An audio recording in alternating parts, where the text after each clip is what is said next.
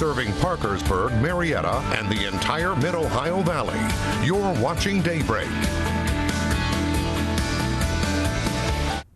Laughter is the best medicine. You may have heard that through the years, and for one comedian named Mickey Bell, that rings true.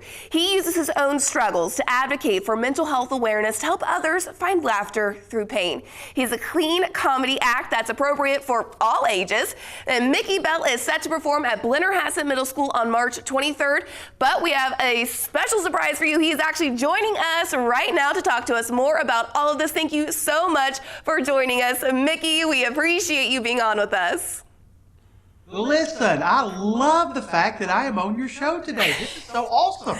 I am so excited. And let's just go ahead and dive right into it. I know that you say that you've struggled through the years with mental health issues, homelessness, just being a few, and that you use those struggles in your comedy. Can you tell us a little bit more about that?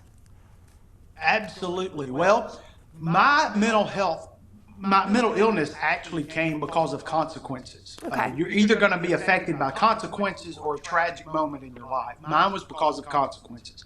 Decisions that I made. I was actually serving as a pastor of a church, and during massive growth that was taking place, the emotions just started going all over the place. Right. And I started making some very bad decisions, and I was just at a point to where I didn't know what was happening with me. Didn't know why I was thinking the way I was thinking, why I was feeling the way I was feeling.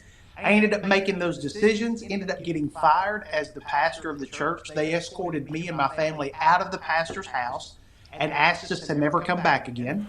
So just in that particular moment, that's when I gave up on God, I gave up on the church, and I gave up on myself because I did not want to live another day. And, why do you think it's important to use your own struggles in your routines to kind of, as you say, bring laughter through pain?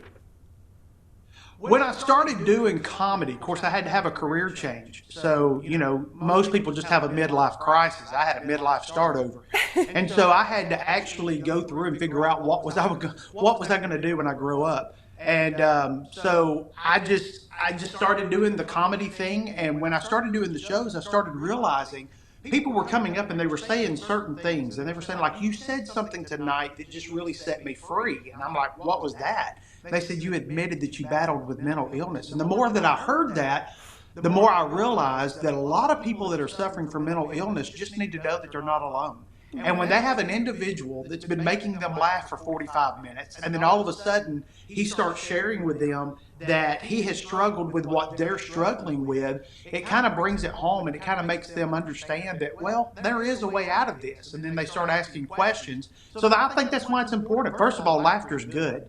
Laughter will just kind of set the motion for a healing for those that are battling depression and anxiety. And so whenever I'm able to incorporate that and then encourage them and motivate them at the same time, then it's a win-win.